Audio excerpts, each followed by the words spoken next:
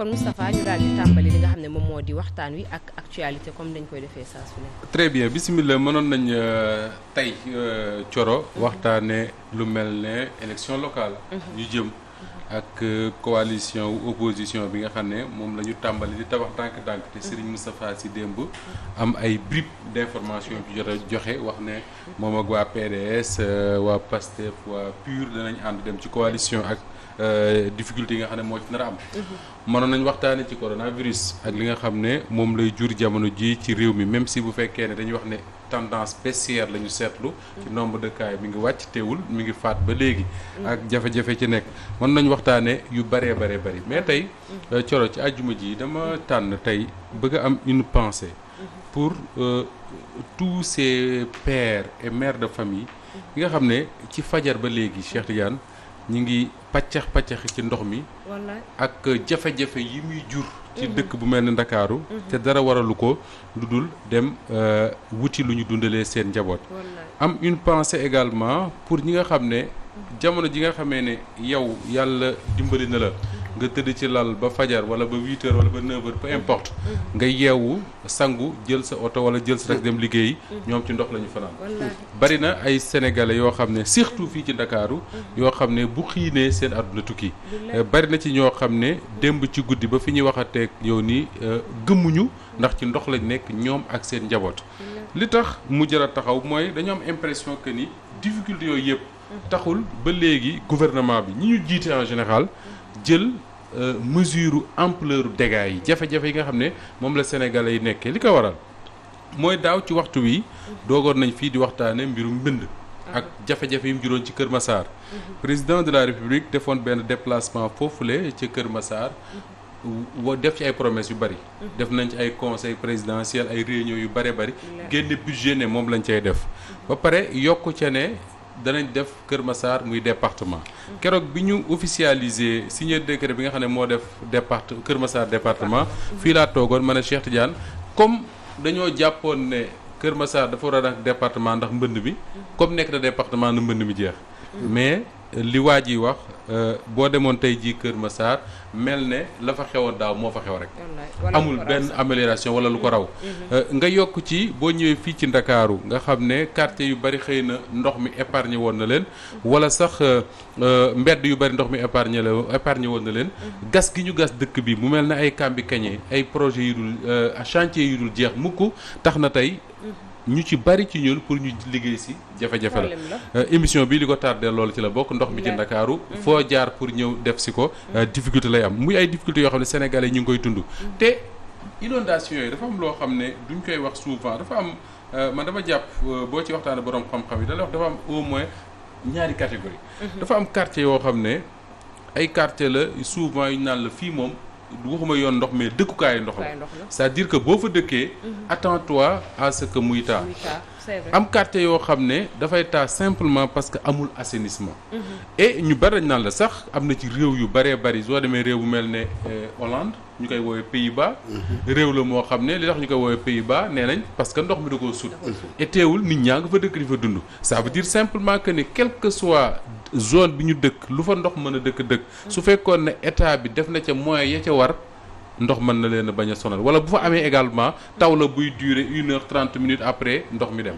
mais defuñu ko ñi ngi ci leneen beneen bi mooy quartier yi nga xam ne tey jii lenn rek moo leen taaloo mooy ay tali yu bon wala manque d'assainissement dama lay joxe exemple bu ma xam trop muy Ouest Foire gii gis nga ci mandat wu président Abdoulaye Wade dafa am benn taw boo xam ne man jour boobu bi ma demee Ouest Foire di dugg ci benn kër man ak sama taay bi maam bi may dugg ci kër gi ndox mi agsi na ma fii pour nga mesurer ampleur inondation fi amoon ci moment boobu ci la Abdoulaye Wade lancé woon chantier pour assainir Ouest Foire chantier yi Macky Sall moo ko terminé bi mu nekkee président de la République tey ji Ouest Foire gii faatu fa la jóge lu mu taw lu ndox mi bari su tawee waxtu après wala ñaari waxtu gën gaa bari nga gis ndox mi dem pourquoi parce que assainissement ba war a am alors est-ce que ñi fa dëkk dañu nekk ay sénégalais yu am mérite bu sénégalais yi nekk Kër Massar amul est-ce que dañu am mérite bu sénégalais yi nekk ginnaaw raay wala Pikine wala feneen ak feneen amul c'est de vraies questions yoo xam ne li tubaab di woowee injustice sociale loolu moo koy jur te loolu mooy jur frustration yu bëree tey jii li leer mooy Almadi gii bu doon taa gouvernement bi jël ci pexe. point E noonu. fa pale ba nekk noonu. lan moo différencier Sénégalais yu dund foofu ak yu dund fële c'est de vraies questions yoo xam ne nguur gu wane na ci réewu Sénégal war ko interroger wu ci moment boobu Coro. adduna bi wala bokk suñu réew mi di gën a jafe. mu mel ne ñi ñu jiite dañ koy yëgul wala dañoo xamul lu xew. tey jii est-ce que xam nga ne boo demee tey jii bëgg suukar. boo demee ci yenn boutique duñ ko am. parce que suukar dafa manqué ci réewum Sénégal ci jamono ji ñu toll. suukar bi nga xamee ne man ma laajte dañ ne ma kilo suukar jamono ji njëg gi dem na ci ba 700 francs kilo suukar. alors que gën gaa cher ci réew mi 600 francs la doon jar. tey jii ñu ne la kilo yàpp nag jóge na ci 2800 dem ci 3800 francs. 3800 francs kilo yàpp nag. kilo yàpp xar nga xam ne mën nga ko am xëy na ci 3500 fi mu nekk nii 4200 francs mayu la ko. nga dem ci diw li jigéen ñi woowe huile raffinée nga xam ne litre bi mën nga ko am ci 1200 fi mu nekk nii mi ngi ci 1400 francs CFA. parfois 1500 yenn quartier yi. parce que kii bi day tendance. exactement nga dem ci paquet saabu boobu nga xam ne moom la jigéen ñi jël di ko garder ñi am moyen. di ko garder bés bu ne ñu génne ci benn yenn saa yi ñu dagg ko sax ñaar ngir mën koo gérer weer wi le temps mu jeex. nga mën ko am ci 4200 francs moment bii may wax ak yow 5000 francs mayu la ko. pendant ce temps-là lu gouvernement wu Sénégal di def est-ce que dégg nga gouvernement wu Sénégal son ministre du commerce wala yu mel noonu ñu génn wax ak Sénégal yi expliquer leen pourquoi cette situation-là bërki démb damay laajte jigéen ñi ñu ne ma soble. soble ñu ne dafa manqué ci marché bi. alors que man j'ai des images yoo xam ne dama ko fàtte mais mën naa ko jox Penda Diallo mu teg ko. yoo xam ne boo demee ci Lompoul. région de Louga. département bu Kébémer dañuy gas di ko suul. gis naa image bi. waaw pour dëggal la ko gis naa image dañuy gas di ko suul parce que amul. gis naa ci réseaux sociaux itam. ki ma ko envoyé daf ma ko envoyé pare yónnee ma benn audio wax ma ne man producteur laa foofu laa nekk ba may juddoo ba léegi mësuma gis lu mel noonu. bay sa soble ba mu jeex amoo foo ko jaayee parce que amoo moyen wu jëlee ko fa mu nekk indi ko ci Dakar wala ci centre urbain yi ko soxla fu mel ne Touba ak yooyu da ngay obligé di ko gas di suul parce que day nëb. alors est-ce que pendant ce temps-là. gouvernement wu Sénégal lan lay dig Sénégal est-ce que mën nañu nekk ci réew mi di ñu tànqal ak émergence à l'horizon xaw ma nangam ak nangam. alors que gouvernement à chaque fois ñoom ñooy def wax ne nañ liggéey. le minimum vital le minimum bi Sénégalais yi mën a soxla pour seen koll yi dara nekk ñu mën a taxaw liggéey dafa manqué ci réew mi. baykat yaa ngi nii mi ngi taw. ndox mi bari na macha allah mais rien ne te garantit que ni bu ñu bayee yàlla dimbali leen ba ñu am lañ ci war a am après dina leen jural lañ ci soxla mooy jaay ko dans de bonnes conditions état bi fay ci la mu war a fay ñu def ci seen gafaka. voilà les problèmes du pays. et j'ai l'impression que ni pendant ce temps-là nit ñi wala boog ñi ñu jiite ak ñenn ci classe politique bi dañuy préférer di waxtaani politique plus grave. moment bi loolu di xew ci lan la ñuy perte loo temps wu Sénégalais yi. mooy benn waay bu taxaw nañu bisu Tamxarit dinaa xar géej gi on a passé 2-3 mois à parler de ça man je n'ai aucun problème avec les Sénégalais yi qui en parlent ci site internet yi ak ci réseaux sociaux yi pourquoi parce que contrairement ak Sénégalais yu bari li ñu yaakaar ne Sénégalais yi dañoo seen xel dafa naxas ba ku ñëw jóg leen ndax man dama jàpp ne Coro Sénégalais yu bari dañu jàppoon waajooju que ni moment la pour reetaan moment la pour foo moment la pour kaf mais dafa am lu am solo ci am mooy dans cette affaire là la responsabilité bi nga xam ne moom moo gàlloo suñu ndodd ñun nit ñu ne ci média yi parce que média mënoo koo yore situation bi réew mi toll jafe-jafe yi Sénégal yi toll urgence yi ñu am ngir mën koo waxtaane ngay perte sa temps di ko passé ci waajur wax da day xar géej gi te yow journaliste bi Cheikh Tidiane Gomis yow mi dalal Moustapha Diop mu ñëw taxaw dala damay xar géej gi yow yaa gën a xam ne mënu ko yaa ko gën a xam tu sais pertinemment que ni amul benn argument rationnel boo xam ne mën nga koo teg ne lii mën naa nekk pendant ce temps là yow nga bàyyi ko mu koy jël lu ko neexee on a perdu trop de temps à parler de ce gars là mais nag li am solo mooy autant waa ji dig na ne dina xar géej gi pour revenir à notre sujet de départ que ñu ci waxtaan pendant des mois di ko café autant ay nit dige woon fii ne Kër Massar bu tawetee ndox du fa am dige la rek wax safaan la rek. autant waa ji diggéen dina xat géej gi nee nañ mënu ko. ki diggee woon également ne dina génn Kër Massar ci ndox mi il a donné la preuve que ni mënu ko. moo tax gisoo ci réseaux sociaux yaa ngi gis. ñi nga xam ne ñoom ñooy ñenn ci internet yi la ñuy wax moom mooy que amul lenn loo xam ne dañ koy def reproche moom nga xam ne moom moo ko nday xar géej gi. parce que ay kilifa ñu ngi fi toog di def comme lu raw moom la muy def. mooy di diggee te duñu def wala di wax loo xam ne ni mënul nekk. comme lu mel ni li Moustapha wax léegi mu nekk loo xam ne ni ci jamono ji xam nga man lu metti la. xam nga man metti la muy wàllu mbënd meek yeneen yu ni mel. xam nga man affaire u nit kooku di naan day kii xam nga man bëgguma sax di ciy sore parce que loolu man ay waxu tappale la man xam nga mais c'est que Moussa Ba xam nga yaa ngi wax Kër Massar. mais dëkku àll bi. oui bien sûr mais am na ñoo xam ne problème boobu la comme waa Kër Massar lañ dund. c'est le Sénégal. te foofu gën a garaaw. démb parce que foofu bu tawee. waaw xam nga Kër Massar ñi fa dëkk. xëy na yàlla suturaal na leen. kër yi ñu dëkk ma ngi taxaw encore. waaw mais boo demee ci àll bi bu tawee. kër yi day dem. merci voilà loolu laa la bëggoon wax. parce que man démb. ci mbedd mi démb et puis démb benn village boo xam ci Fatick la bokk. moom lépp màbb na. jur gi lépp dee nañu lépp tout démb lañ ma woo démb. ñu may woon ne ma Cheikh Tidiane fii jeex na. village bi dafa lépp a dem jur gi dee. kon waaw non mais c'est que gis nga xam nga Moussa man loolu moo tax ma leen di wax ne man Saint Thomas laa. li ma gis rek surtout ci politiciens yi man luñ ma wax bu ma ko gisee laay soog a ne waaw waaye lii dinaa ko def du ma ko gëm dëgg la daaw di nii Macky Sall bi mu demee fële ca ki Kër Massar wax na ba ñëpp ne jeex na mais encore une fois de grâce le problème inondation yi moom la ñu war a régler ci Sénégal. te mën na nekk. te pourtant xoolal Moussa Ba ce qui est extraordinaire ce qui est bizarre boo demee yeneen dëkk yi ñooñu ëpp li muy taw. Côte d'Ivoire. waaw ñooñu ëpp li muy taw. xëy na li mais léegi ñun ñi taw 3 mois wala sax taw de 1 mois. ñun ñu màbbale ñun ñu inondé. mais ñooñu nga xam ne ñu ngi dëkk di def day taw léegi nit yi di dox di dem kii xool régler seen i problème mais yow fii bu tawee indi dëkk kii bi il faut que vraiment gis nga gouvernement bi dafa war a jël rek bu sax mu ne man xam nga lan la naa régler parce que lii problème la. ay nit yaa ngi ciy dee. ay nit amatuñu fu ñu dëkk.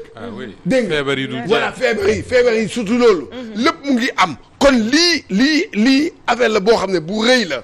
waruñu toog di ko kii il faut que Moussa Ba. dañu waxante dëgg tam lii yëpp lu ko ne xam nga lan la. dañ dul auditer.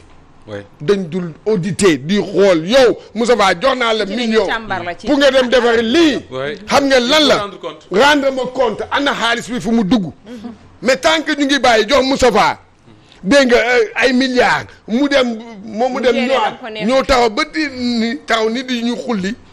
kooku xam nga loolu du liggéey. lu metti la il faut que ñu toog léegi nag tey jii moom mooy loolu la Macky Sall war a def. te dafa am benn argument bu ñàkk teggin boo xam da nga koy dégg souvent ci ñuy jiit du ci ñii de mais même ñu fi nekkoon dañ ko daan wax ñii di ko wax. da ngay dégg souvent ñi ne ci mbënd mi seen kër yi taa ñu naan waaw ñoom ñoo dëkk ci. pour woo xam ne. kenn waru faa dëkk affaire ku leen ko jox mais. exactement la responsabilité de l'État dans tout ça gis nga tey y a combien de Sénégalais yu créé ay coopératives ak ay xawma lan di jaay ay terrain di nax nit ñi l'État regarde faire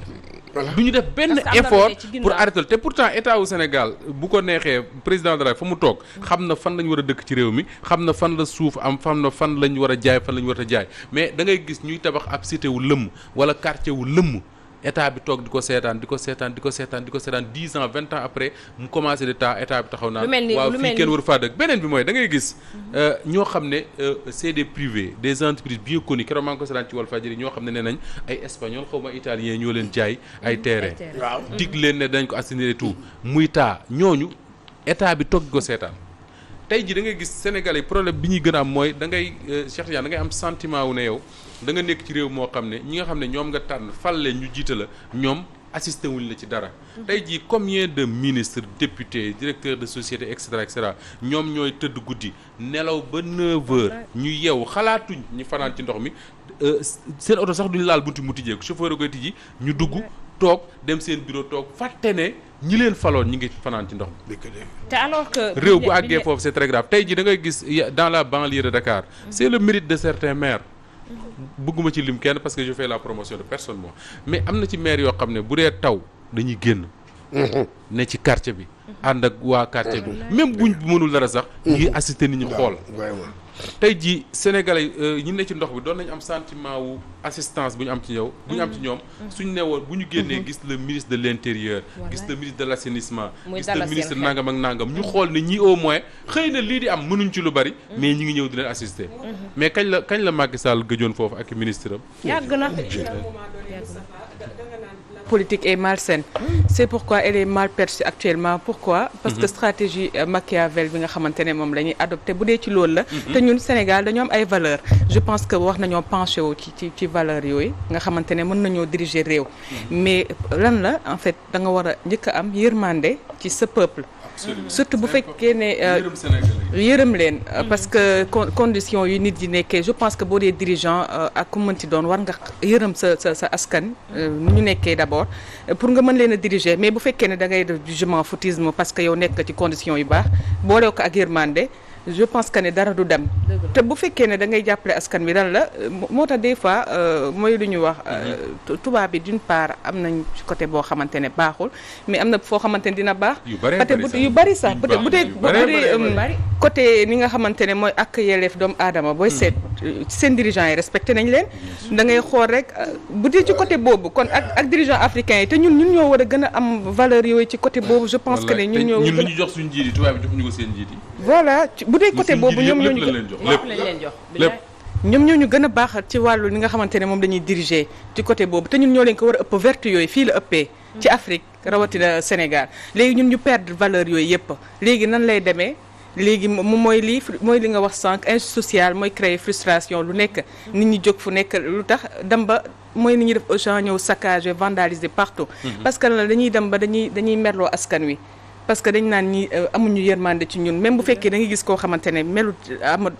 nekk ku bon mais dafay obligé dem def ko parce que luñ koy teg moo koy metti moo tax muy def yéen yu ñaawteef yooyu je pense que ne yooyu wax nañ ci li gën a doy waar ci loolu bokk na ci denrée bi nga xam ne ni tey jii pour nga teg ci loxo il faut sa poste diis bu baax a baax ndaxte bu fekkente ne sax da nga ne ci biir ndox mi xëy na loolu mën nga koo muñ mbiru état la boo xam ne ni continuité la da nga koy xaar di ko xaar ay at ak ay weer mais bu fekkente ne loo xam ne lu jëm ci wàllu biir yi la pour biir yi mën a fees ba nit ki mën a taxaw biir je pense que biir surtout moo gën a jiitu ci yëpp parce que boo seetee yéen pays africains yi gën a développé Sénégal mën na ñoo gën a développé bu ñu waxee Maroc ak yeneen parce que lan la seen wàllu lekk dafa yomb seen lekk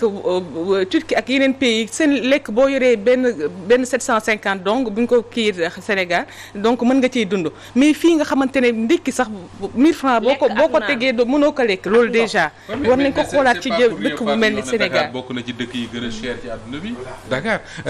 dinaa koy wax souvent di tooñ Cheikh Dia naan ko yii muy teg fii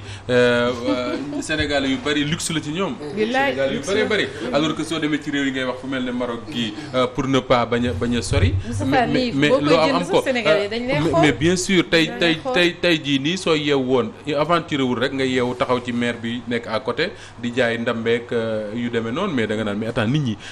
nan la ñuy def pour lekk c'est un vrai problème alors mais li am solo Thioro dans tout ça mooy y a la responsabilité du gouvernement naturellement y a la responsabilité de tous ces services parce que lu ci mënti am Sénégal moom nañu jàpp leen lu fi mënti xew mu neex mu naqari la responsabilité première c'est le président de la République parce que ni ñu defee suñu nguur yi moo tax le président mooy buur mooy bummi lu fi am moom la neex lu fi amul moom la neex donc responsabilité bi ci gën a mag boo problème posé woo mën nga jël 90% yi nga ne responsabilité président de la République dong la loo wax ministre ak keneen da nga koy tooñ c'est ça responsabilité première mooy tànn mooy teg mais dafa am beneen responsabilité mooy responsabilité wu Sénégalais yi ñu doon Sénégalais yi ñu doon parce que nag situation bi réew mi di vivre Sénégalais yi dañ ci am seen responsabilité bu mat sëkk te il faut que ñu assumer ko la preuve mooy bi fi Abdou Diouf jiitee Sénégal pendant 20 ans Senghor avant lui mais bi Sénégal yi demee ba ne lii moom doy na mais dañoo xëy suba jeexal ko. Ablaye Wade jiite leen pendant 12 ans ñu dem ba ne lii moom doy na dañoo xëy suba jeexal ko. mieux que ça il y a des époques de l'histoire du Sénégal yoo xam ne day toll moment boo xam ne les jeunesses muy ñu ne ci syndicats yi wala étudiants yi wala yeneen ak yeneen génn nañ ci mbedd mi wane ne doyal nañ ba gouvernement bi reculer ci ay biir. exemple bi ci mujj mooy mois de mars bi ñu génn. alors responsabilité boobu il faut que chaque Sénégalais surtout chaque Sénégalais suñu yaay yeeg tante yeeg bàjjen yeeg papa yeeg ñi ko xam ne ñoom ñooy toog chaque fois gis seen njaboot yi yor góor gu toll ne léegi am 20 ans 25 ans 30 ans mënul dara war laa mën a wuutu ci dara te mënu ko yow mi nga xam ne retraité bi yaa yor léppam daanaka yaay ji toog ci buntu kër gi di jaay gerte caaf ak yooyu moo yor léppi xale yi te xale yi waroon na moment boobu ñu mën leen a yor mais yaay jooj il faut mu comprendre que ne à chaque fois mu jóg dem bindu ji ci liste électorale dimanche jot mu jël kartam dem voter ji il faut mu comprendre que ni responsabilité bu rëy rëy la et que tout ce qui va se passer dans les 5 ans ou 6 ans ou 7 ans à venir responsabilité am da cee nekk tey jii ñun lu xew suñu réew mii rek responsabilité bu Macky Sall la ndax ñoo amoon ci yaakaar teg ko fi mais bu ñu nañu assumer également que ni suñu responsabilité la parce que ñun ñoo ko jox un premier mandat mu def 7 ans ñu ñëwaat jox ko un deuxième donc suñu responsabilité de la même manière lépp loo xam ne mi ngi xew ci suñu communes yeeg conseil départementaux yeeg yooyu ñuy ndax naan suñu maire yi dañuy jaay suuf amuñu fi benn njëriñ affaire yooyu suñu responsabilité la parce que soo dëkkee ci quartier Coro dëkk fa Cheikh Tidiane Gomis dëkk fa nga gis Coro bokkul ci benn parti politique deful dara mais mi ngi taxawu quartier bi ba ngi taxawu gox bi ci lu mu mën ma nga ca nga xam ne Coro moom élection locale ñëw na mu présenté wu ne man dama bëgg li nga xam ne maa ngi koy daj pour sama gox bi ma nekk maire bi su ko defee man dinaa mën a gën a jàppale ñi ma dëkkal parce que le maire c'est déjà ça c'est la proximité Cheikh Tidiane Gomis dëkk ci même dëkk bi Cheikh Tidiane du fa ñëw du leen dégg du dul tabaski Korité yenn saa yi sax du fa ñëw Cheikh Tidiane moom le président de la République wala partem ñëw teg ko fa ne ko dañu bëgg maire waa quartier bi ñëw ne waaw nañu voter Cheikh Tidiane parce que mooy joxe ñu ngi waxe sax mooy joxe Lagos yi mooy joxe xartu bi mooy joxe dund ñu voté Cheikh Tidiane ñu fal ko maire buñ ko falee maire installé ko lundi mardi ba mu jël Fanta premier adjoint jox ko maire bi ñëw Dakar gii toog mais sa waay loolu moo am kooku soo nekkee di kaas nag sa responsabilité la il faut que les Sénégalais assumer seen responsabilité xam ne maire yi ñuy fal c'est des gens yoo xam ne dañu war a dëkk ak ñoom di yeewoo ak ñoom tous les jours gis nga dafa am benn image France souvent bu may gis et c'est tellement vrai pour le maire da ngay gis France da ngay gis yenn gox yi maire bi da nga koy gis ci marché bi muy doxantu am na maire yoo xam ne sax comme fii nga ne woon sax waa ji ne fii ci boutique bi mooy maire bi su xëyee ci boutique am lay xëy mooy maire dëkk bi de mais ci boutique am lay xëy di liggéey su waree am nu mu war a def maire bi mu dem def ko dem liggéeyam voilà le maire mais malheureusement tey suñu maire yi kan nga di gis muy fanaan foofu dëkk li ci gën a doy waar sax am na ay maire yoo xam ne dañu dëkk à l'intérieur du pays di assumer ay responsabilités nationales mën naa comprendre parfois même si mais da ngay gis maire bu dëkk fii ci banlieue bii maire dëkk fii ci banlieue bi am kër Point E wala Almadies wala Sacré-Cœur wala feneen mais dëkk fii mais man soo bëggee nekk sama maire te nangu woo dëkk ak man mais billahi dëgg non c'est que Moussa Ba non c'est que Moussa Ba da nga wax loo xam ne gis nga conscience moo ko def gi nga problème de conscience la Sénégalais yi il faut que ñu xam nga voilà loolu la te et puis xam nga gis nga Sénégalais yi ñun ñii Moussa Ba da ngay jël rek ci recensement bi mujjee am en 2020 Moussa Ba dañ lay wax ne que maanaam jeunes yi ci 16 millions et quelques de Sénégalais dégg nga bi ñu doon maanaam à partir de 50 ans jëm kaw matuñu sax 1 million mën naa la ko wax l'écrasante majorité des voilà matu ndoo dégg la ma la dama ne 50 ans ba jëm ba ca kaw matuñu 1 million de Sénégalais ce qui veut dire ñu jeunes yi à partir de 50 ans wàcc ci suuf ñoom ñooy majorité écrasante wax population sénégalaise ñooñu nag ñu ngi gis seen bët di xool ñooñu ñoo war a mën a régler ñoo mën a xam lu bon ak lu baax nit yi gis nga nit du ñëw tey jii mu ne la personne ne le fera voilà loolu la dëkk bi ñoom ñoo ko mën a defar jeunesse boobu la yaa ngi xool di xool man balaa maa dee nga ñëw di may théoriser diw lii diw dee indi na ambulance mais bi mu koy indi est-ce que durant lan moo taxoon ñu fal ko. waaw ba indi ambulance war a nekk lu rëy. année bi est-ce que dafa indi woon ambulance bi fu mu nekk nii dëkk bi Sénégal ñëpp politiciens yëpp a ngi yëngatu. ñëpp a ngi yëngatu. ba ci jigéen ñi sax. ñëpp a ngi yëngatu moment bii. koo kii ba sax waa politique. ñoo xam ne mosoo leen dégg sax ni ñoo jàppale quartier bi dara. tey jii ñoom ñooy ñëw nekk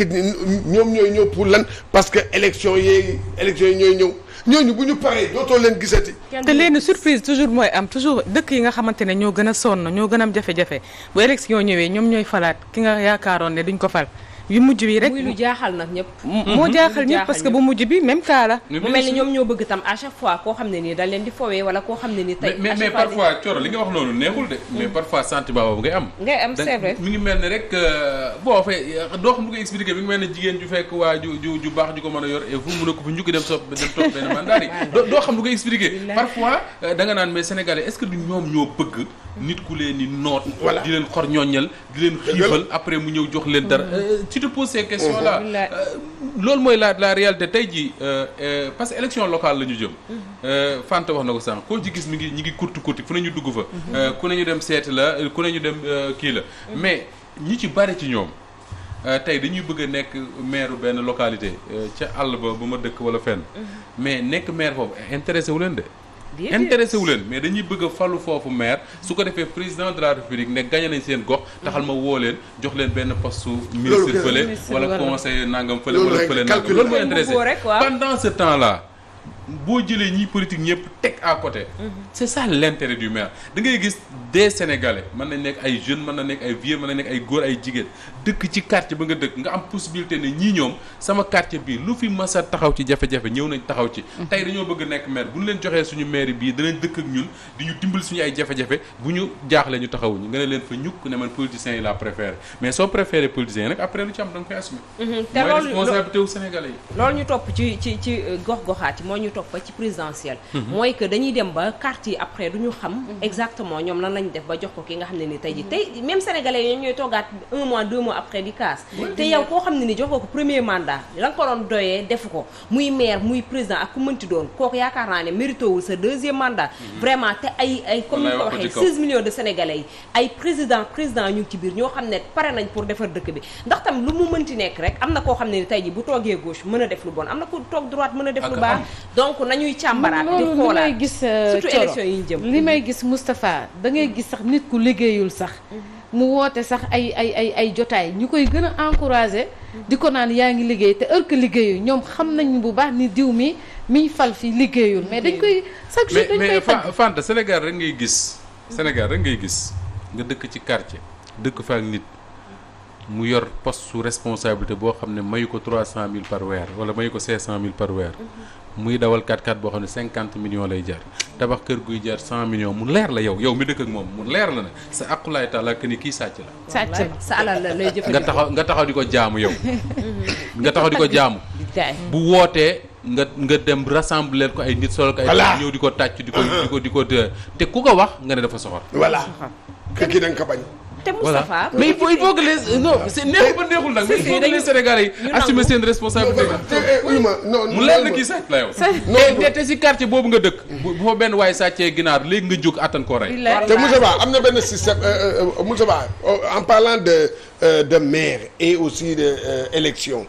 ngir yàlla ak yonente ba na dëkk bi nekk pays dëkk bu démocrate xam nga lu tax ma wax loolu man dafa ci kii bii dama ci gis yoo xam ne Moussa Ba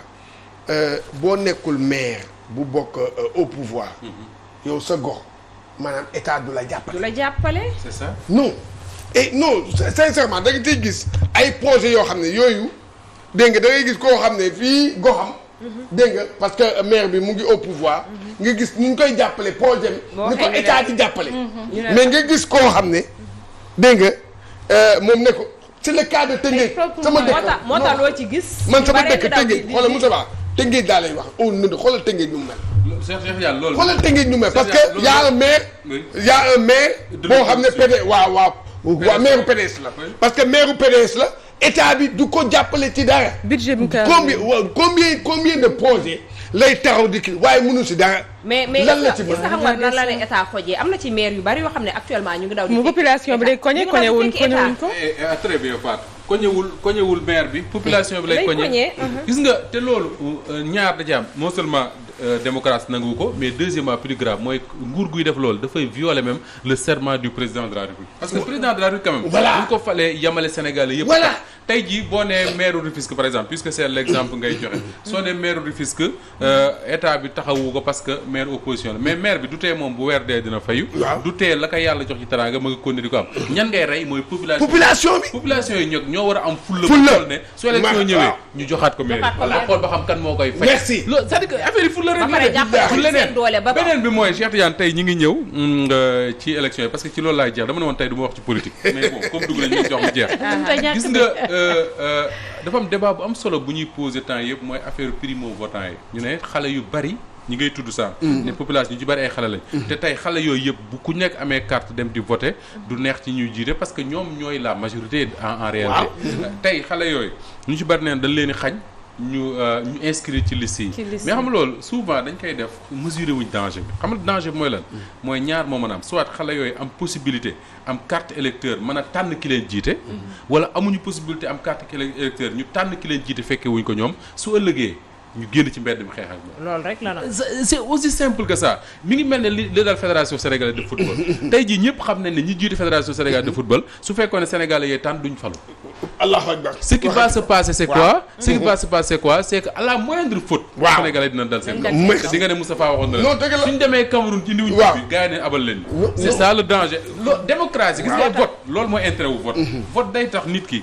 li mu waroon a exprimer ci mbedd mi ak violence mu exprimer ko ci urne c'est aussi simple que ça su leen ko xañee nag lu xew ñu xam ne te gis nga ci jeunes yooyu ngay wax noonu Moustapha dañuy gis à chaque fois nguur gi dañuy naan liggéey leen même am na ñeneen ñoo xam ne nii sax dañuy waxuma la dañu laale ci politique wala ñu taqe ci dañ naan ndax jeunes yi génn liggéey mais ñi nga xam ne danga nga leen tudd léegi tey jii ñi nga xam ne ñoom la seen soble di yàqu te noonu mu amee ci soble bi noonu la amee ci yeneen domaines yi parce que jeunes yooyu ñoom ñooy jël seen xaalis investir ko ci mbay meek yeneen ak yeneen yan leen di xirtal alors que ñoom après ñoom ñooy amaat frustration ci seen liggéey boobu mais actuellement ci bu ñu jàngatee